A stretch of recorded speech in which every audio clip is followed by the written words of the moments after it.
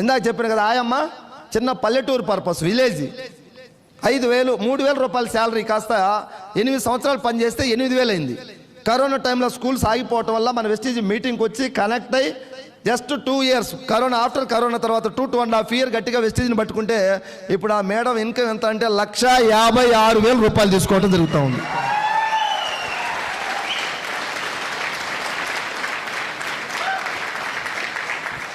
Thank you sir.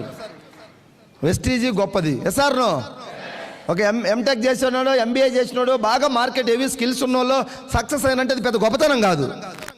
ఆ madam bike లేదు, bike రాదు, ఒక స్పిరులినా నూనె సప్లిమెంట్స్ గురించి చెప్పలేదా, ఒక వ్యవస్థలో నిలబడటం వల్ల 1,56,000 తీసుకొని రీసెంట్గా మేము ఎక్కడికి వెళ్తుంటే నా కార్లో కూర్చుంది. చెప్పా, మేడం మీ శాలరీ ఎంత అంటే 6,000 8,000 కదా అప్పట్లో, 1,56,000 వస్తున్నాయి, సరిపోతాయి ఇంకా సర్దుకుంటారా మీరంటే, డిసెంబర్కు నాకు 3 లక్షలు కావాలి సార్ అంటుంది. మనిషి నిరంతరం అభివృద్ధి వైపు ప్రయాణించాలా. ఎసార్లో నాకుంది, ఉన్నదాన్ని చూసి మురిసిపోవడానికి లేదు. గుర్తుపెట్టుకోండి, మీకు కారు ఉంది, జాబ్ ఉంది, నెలకు 1,00,000 వస్తున్నాయి, అదే ఫైనల్ కాదు. 1,00,000 ఫైనల్ అనుకుంటే మరి 10-11 లక్షలు వచ్చే వాళ్ళు ఏం చేయాలా? 46 లక్షలు వచ్చే మన గురువు గారు సుబ్బయ్య శెట్టి సార్ ఏం చేయాలా? సిద్ధార్థ్ సింగ్ కోటి పైబడి నెలకు తీసుకున్న సిద్ధార్థ్ సింగ్ ఏమవ్వాలి? ఈ దేశాన్ని సాకేంత ఉన్న రిలయన్స్ వాళ్ళు ఏం చేయాలి? 10 దుప్పట్లు కప్పుకొని బెడ్షీట్లు కప్పుకొని పండుకోవాలి రిలయన్స్ వాళ్ళు అయితే. సూర్యుడు నిద్ర లేకముందే లేచి పని చేస్తున్నాడు. ఏం సార్ రిలయన్స్ వాళ్ళు కూడా పడుకోండి ఉండదా?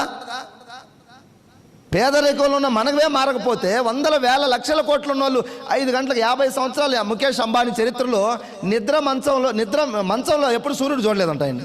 అంటే సూర్యోదయానికి ముందే లేచి పని చేస్తున్నాడు. ఏమన్నా డేపు వాళ్ళ ముఖేష్ అంబానీ వాళ్ళ నాన్న ధీరుభాయ్ అంబానీ ఏమన్నా డబ్బులు కట్టుకొని పోయినా పైకి, రేపు ఏమైనా కట్టుకొని పోతాడా? మరి ఎందుకు పని చేస్తున్నట్టు? మరి మనం ఎందుకు సంతృప్తి చెంది ఉన్నాం? ఆయనకు ట్రైనింగ్లు ఇచ్చిండ్రు, మైండ్ సెట్ మారింది, ఆయనకు ఒక డ్రీమ్ కోసం పనిచేస్తున్నాడు. మనమేమో ఉన్నదాన్ని చూసి మురిసిపోతా ఉన్నాం. నాకు job, I have a job. Car owner నేను. ఏ కారు ఓనర్ నీవు? గింత ఆల్టో కార్లు, మారుతి స్విఫ్ట్ డిజైర్లు కూడా కొనుక్కొని కారు ఓనర్ అంటే అదే నా కారు. కియా సెల్టాస్ బయట పెట్టిన 20 లక్షల కారు. నాకు అది దాంట్లో కూర్చున్నప్పుడల్లా నాకు ఒక ఆటోలో కూర్చున్న ఫీలింగ్ ఉంది. చాలా మందికి అబ్బా కియా సెల్టాస్ అంటారు. ఏం సెల్టాస్ రా? ఇది కాదు, దీని అమ్మ ఉంది ఇంకా పైన 1,30,00,000 లక్షలు డిఫెండర్ కార్ తీసుకోబోతున్నాం ల్యాండ్ రోవర్లో. జీవితం అంతే నిరంతరం అప్డేట్ అవుతూ ఉండాలి మనం. ఎసార్ సార్ మాట్లాడలే, ఎదగాల. మనిషి బండి చక్రం నుంచి అణుబాంబు దాకా ప్రయోగాల ద్వారా సృష్టించిను, తయారు చేసిండ్రు. పడుకున్నారా? పరిశోధనలు జరుగుతున్నాయా లేదా?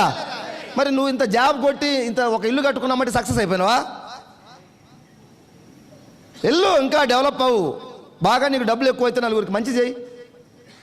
10 మందికి అన్నం పెడితే దేవుడు అంటారు ఈరోజు, అవునా కదా? కొన్ని కోట్ల మందికి అన్నం పెడుతున్నా మన గౌతమ్ బాలిని మనం దేవుడిగా గుర్తించచ్చా లేదా? ప్రవీణ్ సార్ని దేవుడు అనొచ్చా లేదా? వెస్టీజ్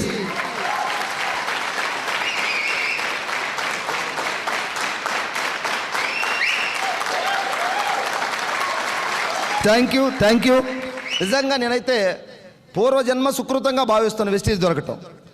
నేను 2017లో ఈ కంపెనీలో జాయిన్ అయ్యేసరికి నాది పాత ప్లాటినా బైక్, బజాజ్ ప్లాటినా బైక్ మీద ఉండేటోడిని.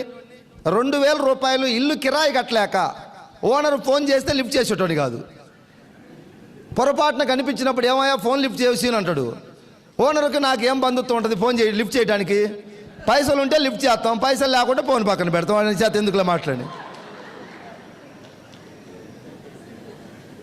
ఈ చిన్న స్థాయి నుంచి ఆ మాటలు పడ్డ దగ్గర నుంచి దాన్ని కూడా పాజిటివ్గా మలుచుకున్నాం.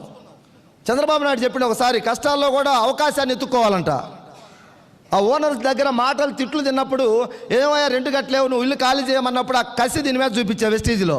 దీని అమ్మ సావో రేవో తేల్చుకోవాలని చెప్పేసి డిసైడ్ చేస్తే సక్సెస్ దొరికింది. వెనక మంట లేకపోతే సక్సెస్ రాదు. చిన్న జాబో లేదా ఒక 10-20 లక్షలు క్యాషో ఉంటే వాడికి మంట ఉండదు. ఎక్కువ మందికి 20 లక్షల అప్పులతో వచ్చిన నేను వెస్టీజ్లోకి. 20-25 lakhs 2 రూపాయలు వడ్డీకి తెచ్చిన నోట్లు ఉన్నాయి నా దగ్గర. తెలిసి తెలియక ఒక 2-3 రకాల వ్యాపారాలు చేసినాం. ఆ వ్యాపారాల్లో అందరికీ వస్తుంటే మనకు కూడా వస్తాయి అనుకున్నాం. అనుభవం ఉండాలి ఎక్కడ కూడా వ్యాపారాలు రావాలంటే. బిజినెస్లో అనుభవం లేకపోవటం వల్ల ఒక 20-25 లక్షలు అప్పులు అయ్యి వెస్టీజ్లో సైన్ చేసి మీటింగ్కి వచ్చిన తర్వాత వెనక మంట ఉన్నది. అది ఆ అప్పులే నా మంట. ఆ మంటతో పనిచేస్తే పోయిన సంవత్సరం డిసెంబర్కు నా ఇన్కమ్ నియర్లీ 1,60,00,000. ఈ ఇయర్ 1,50,00,000 ఏమే సార్ ఇన్కమ్.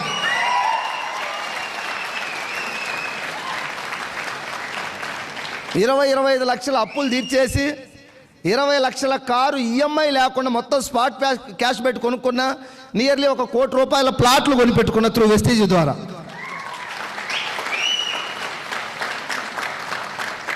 ఇదంతా కూడా ఇప్పుడు సాధించింది మా దృష్టిలో చాలా లిటిల్ బిట్, చిన్న సక్సెస్. చేయాల్సింది ఇంకా చాలా ఉంది. ఇంకొక 1 or 2 ఇయర్స్ తర్వాత నెక్స్ట్ ఈ డిసెంబర్ లోపు 1,35,00,000 రూపాయల కారు డిఫెండర్ ల్యాండ్ రోవర్ కంపెనీలో కారు తీసుకోవడానికి మైండ్ సెట్ చేసుకొని వర్క్ చేస్తా ఉన్నా. మళ్ళీ నెక్స్ట్ బూట్ క్యాంప్ అంటూ పెడితే ఆ కారు తీసుకొని వస్తాం. వెస్టీజ్ వాళ్ళు చెబితే జర్రా లేట్ కావచ్చు, రావటం మాత్రం రాననుకున్నారా, రాలేననుకున్నారా? రావటం పక్కా. కొత్తగా వచ్చిన వాళ్ళకి ఈ మాటలు వింటుంటే జర్రా ఏదో, ఎందుకంటే వాళ్ళు ఇంకా మన పార్టీలో పూర్తిగా కలవలే. మన పార్టీలో కలవని వాడికి ఇంకా అట్లే ఉంటుంది. మరి జగన్మోహన్ రెడ్డి 150 సీట్లు వస్తాయన్నప్పుడు తెలుగుదేశం వాళ్ళకి ఎట్లా ఉంటుంది? అది వీడు ముఖం వచ్చినప్పుడు చూద్దామని అన్నారు. వచ్చినా రాలేదా? వాళ్ళ పార్టీ వాళ్ళకి కొంతమందికి నమ్మకం ఉంటుంది. అట్లా నిండా మాతో కలిస్తే ఈ మాటల మీద పాజిటివ్ వస్తుంది. మా లీడర్లు అడగండి, వస్తుందా రాదా కారు అని. కారు కాదు, విమానం వస్తుందన్నా వస్తుందంటారు అంతే. వాళ్ళు పాజిటివ్ మైండ్ నిండుంది. మీకు ఏది చెప్పినా నెగిటివ్ కనపడుతుంది. ఎందుకంటే మీ పాత్ర ప్రతిపక్షంలో ఉండరు. ఇప్పుడు దయచేసి బూట్ క్యాంప్ అయిపోయేసరికి అధికారంలో కలవాలా, అధికార పార్టీ కండువా కప్పించుకోవాలి. ఎందుకంటే అధికార పార్టీలు ఉంటే టికెట్లు వస్తాయి, కార్పొరేషన్ పదవులన్నీ వస్తాయి. పదవులు టికెట్లు రాకుంటే పోలీస్ స్టేషన్ దగ్గర పనులన్నీ అవుతాయి. No doubt at all.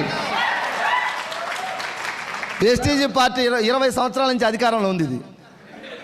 దీనికి అధికారమే తెలుసు కానీ ప్రతిపక్షం లేదు, తెలియదు. ఇది ఎస్ఆర్లో ఇలాంటి పార్టీలోకి మీ అందరూ కూడా మనస్ఫూర్తిగా రండి. ఇది ఒక ప్రజాసేవలాగా చేద్దాం. తెలంగాణ ఉద్యమంలో ఎలా పోరాటం చేసాం అలా పోరాడదాం. పేదరికం మీద ఈ పోరాటం ఉంది. ఎస్ఆర్లో ఎంతో మందిని చైతన్యం చేద్దాం, గెలుద్దాం. వాళ్ళు చైతన్యం చేసి వాళ్ళని గెలిపిద్దాం. దీని ఒక ఉద్యమ స్టైల్లో వర్క్ చేద్దాం. ఏదో నాట్ ఓన్లీ డబ్బు బిజినెస్ కాదు, ఇది 10 మందికి సేవ. ఆ సేవా భావం నీళ్ళు అలవర్చుకో. కొన్ని వేల మంది మిమ్మల్ని చేతులు ఎత్తి మొక్కుతారు మీరు సక్సెస్ అయితే. ప్రవీణ్ సార్ నేను ఒక మాట చెప్పిండు, బయట ఒక డాక్టర్ బాగా ఇన్కమ్ సంపాదిస్తే ఎవరికి హెల్ప్ అవ్వదు. ఆయన సంపాదిస్తే ఇంకొక అడ్వకేట్ బాగా సంపాదిస్తే ఎవరికి హెల్ప్ అవ్వదు. ఒక నెట్వర్క్ మార్కెట్